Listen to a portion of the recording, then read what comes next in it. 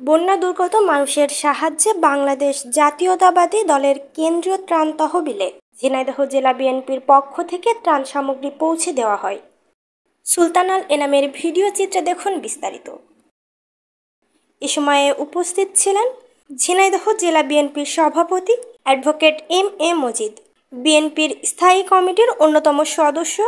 doctor AZM Zahid Chowdhury, chairperson এর উপদেষ্টা জনাব আব্দুস সালাম, কেন্দ্রীয় ত্রাণ সংগ্রহ কমিটির সদস্য সচিব অ্যাডভোকেট আব্দুস সালাম আজাদ, বিএনপির স্বেচ্ছাসেবক বিষয়ক সম্পাদক মীর শরাফত হোসেন সফু, বিএনপির সহ দপ্তর সম্পাদক তাইফুল ইসলাম টিপু,